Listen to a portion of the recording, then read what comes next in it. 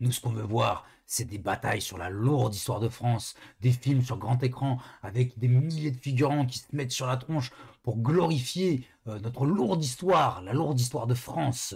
Avec des charges épiques, des milliers de morts et du sang partout, des trucs partout, avec des mecs qui vont des sabres laser et des musiques à la John Williams. C'est ça qu'on veut pour la lourde histoire de France. Je caricature à peine, mais on a déjà vu des vidéastes qui, voulant parler de cinéma et d'histoire de France, nous mettent en avant leur vision très américanisée de l'histoire de France au cinéma. Parce qu'évidemment, le cinéma français, c'est bien connu, il fait que des navets. Et quand il fait des films sur l'histoire de France, bon, bah, il va faire par exemple Les Visiteurs. Hein, Les Visiteurs, c'est un film historique, faut le savoir. C'est un film vraiment qui a fait 20 millions d'entrées parce qu'il parlait de l'histoire de France. C'est pas du tout une comédie où on va prendre deux personnages issus d'un monde et les transposer dans un univers qui n'est pas le leur pour créer des quiproquos à tout bout de champ et des situations comiques. Non, non, c'est un film sur la lourde histoire de France qui est une insulte du Moyen-Âge envers la modernité. Là, il y a de l'analyse profonde là-dedans. Ceux qui vous parlent de ça, c'est des vidéastes qui ont pignon sur rue, qui ont des avis extrêmement éclairés, extrêmement éclairants sur l'histoire de France au cinéma, et pourquoi le cinéma français ne met pas assez ça en avant. On va découvrir pourquoi ces gens-là ont une culture de caniveau, et pourquoi, au lieu de vous élever vers des sommets de culture et de vous ouvrir à une visibilité sur l'histoire de France qui est autrement plus belle que ce qu'on pourrait avoir au cinéma, ou en tout cas dans la perspective d'un film hollywoodien. Mais d'abord, parlons un peu de l'actualité de l'histoire de France au cinéma. Alors comme vous le savez, dans quelques semaines maintenant, va sortir un film de Ridley Scott sur Napoléon. Alors, il y a des vidéastes qui vous saoulent déjà depuis des semaines à propos de ce film, et qui, une fois qu'il sera sorti, vont vous saouler encore pour dire à quel point c'est génial, pourquoi les Français font pas ça, etc. Pourquoi pas un biopic sur Napoléon, si c'est vraiment bien fait, si ça respecte quand même un petit peu les événements chronologiquement et factuellement, c'est-à-dire que l'acteur nous plonge vraiment dans la psychologie napoléonienne, pourquoi pas. Mais à côté de ça, il y a un autre film qui va sortir sur un autre héros français, un grand personnage de l'histoire contemporaine de l'histoire de France, un homme de foi en plus, qui plus est, un homme qui prie Dieu, un homme qui croit qu'au-delà de cette vie, il y a le bonheur pour ceux qui l'auront mérité, mais qui pensait quand même que dans cette vie temporelle, il fallait avoir quand même un peu de soin pour tous les déshérités, tous les malheureux du monde. J'étais à vos côtés, au front, résistant contre l'envahisseur. Nous nous battons contre l'infamie. Contre la dictature. Ce que vous faites, c'est très bien, mais si vous êtes grillé, vous ne sauverez plus personne. Je vais bien vous aider. Merci, ma sœur. Vous allez devoir changer d'identité. Abbé Pierre, ça vous va? Va pour Abbé Pierre. J'étais à vos côtés, sur les bancs de l'Assemblée. Les malheureux souffrent et regardent vers vous. Et vous ne faites rien. C'est pas un fils de grand bourgeois qui va nous faire la leçon. J'étais à vos côtés, dans la rue et le froid. Mes amis, au secours. Une femme vient de mourir gelée sur le trottoir en plein Paris. Elle serrait sur elle le papier par lequel on l'avait expulsée. On m'a appelé la voix des sans-voix. On m'a célébré, on m'a applaudi. On m'a contesté, on m'a trahi. 1 milliard pour le logement d'urgence, c'était encore trop pour vous et vos amis parlementaires. J'ai douté. Vous passez trop de temps avec les médias. Les gens y voient de moins en moins la charité, la bienveillance. J'ai désespéré. Emmaüs, c'est fini. C'est à nous de vous aider maintenant. J'ai raté tellement de choses. Je me suis souvent trompé. Mais m'a-t-on seulement écouté? Avant de vous dire pourquoi ces vidéastes dont on parle depuis le début n'aiment pas vraiment la France, eh bien, on va faire un petit tour d'horizon de ce qu'il y a de disponible sur YouTube, gratuitement, qui sont faits par des Français ou en Europe, et qui parlent de la lourde histoire de France ou de grands événements européens. Alors, je vous ai fait une petite liste. Évidemment, vous retrouverez tout ça en description, donc n'hésitez pas à y aller, à vous les enregistrer. Mais faites-vous plaisir, quoi. C'est là, quoi. Donc, faut pas passer à côté. Alors, moi, on a d'abord mon préféré dans la liste, c'est Le Souper. Je vais sortir un truc, attendez. Regardez, tout ça, c'est pour des futures vidéos. On verra. Il y a du boulot hein, pour Éminent Stream. Alors, Le Souper, à la base, c'est une pièce de théâtre. C'est une pièce de théâtre jouée par Claude Rich et Claude Brasseur qui a eu un tel succès à la fin des années 80, début des années 90, qu'il a été décidé de le transposer en film. Alors, je ne sais pas si c'est vraiment un film ou un téléfilm. À mon avis, c'est plus un téléfilm. Mais c'est vraiment génial parce que c'est vraiment la transposition du théâtre vers le cinéma.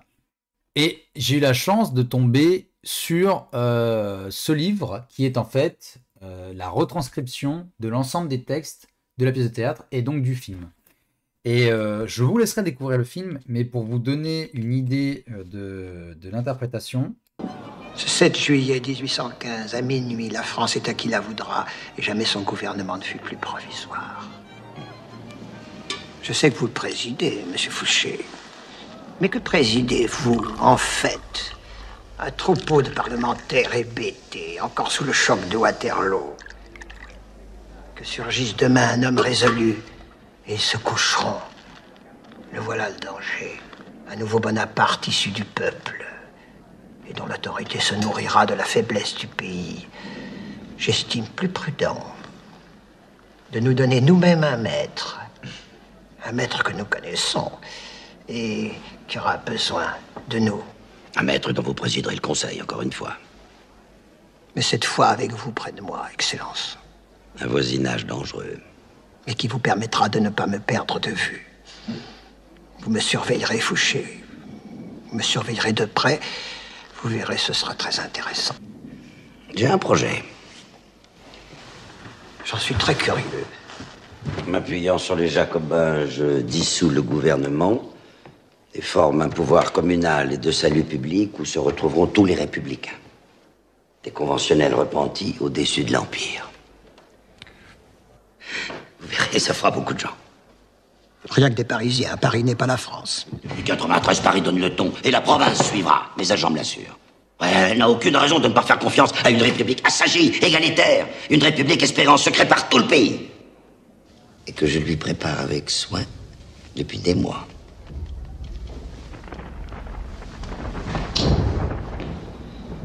Alors, si vous pouvez faire comprendre au gros Bourbon que préférable pour lui de repartir une fois de plus et définitivement vers la Belgique avec les siens.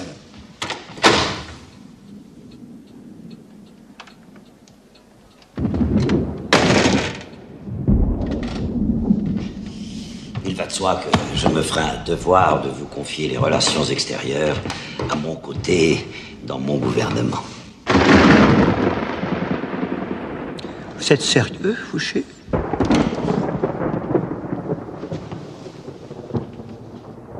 Qu'en pensez-vous? En tout cas, vous ne manquez pas d'imagination. Cette façon de disposer des hommes et des événements sur le papier. Vous êtes un poète. Et j'ai les moyens de donner vie à mon poème. Il me suffit d'y croire. Donc pour vous dire un peu le niveau quand même, c'est 1h15 de tension entre deux personnages clés de l'histoire de France. Parce que là quand même, dans le contexte historique du film, Napoléon a abdiqué, définitivement, direction Sainte-Hélène. C'est la fin du Premier Empire. Et donc là se joue la transition entre la fin du Premier Empire et ce qui pourrait devenir soit une république égalitaire, mais certainement autoritaire, sous les ordres de Fouché, soit la restauration des Bourbons, c'est-à-dire le retour de la monarchie absolue. Pas si absolue que ça, mais le retour de la monarchie, quoi qu'il en soit. Et donc là, c'est 1h15 de bataille verbale, à coups d'arguments, à coups de sous-entendus, à coups de menaces, et à coups de jeux de mots. Vraiment, c'est un délice de la langue française. Regardez-le, c'est génial, et c'est un gros morceau de l'histoire de France, donc ne passez pas à côté. Si la période napoléonienne vous intéresse, eh ben, allez regarder ce film, c'est excellent. Ensuite, dans le même esprit, on a un film qui s'appelle Diplomatie. Les Allemands voulait tout détruire, tout raser. Spécialement Paris. L'explosion des ponts va provoquer une crue spectaculaire de la Seine. Continuez, monsieur Lambert. 5 minutes après les ponts, la cathédrale Notre-Dame, l'opéra, rien ne résistera. Volonté du Führer. Pourquoi tenez-vous tant à détruire cette ville, monsieur le gouverneur? Ce ne sont pas vos affaires, monsieur Narling. Détrompez-vous, si on ne m'avait pas demandé d'entrer en contact avec vous ce matin, je dormirais encore sans me douter de rien. Comme tous ces gens que vous vous apprêtez à tuer dans peu de temps. Vous pouvez arrêter de parler, de gesticuler sans arrêt. Ce sont des civils pour qui cette guerre est une aberration et qui n'ont jamais commis le moindre forfait contre vous. Parmi toutes celles qui vont périr, combien y a-t-il d'enfants qui ont l'âge des vôtres? Vous y avez réfléchi? Taisez-vous!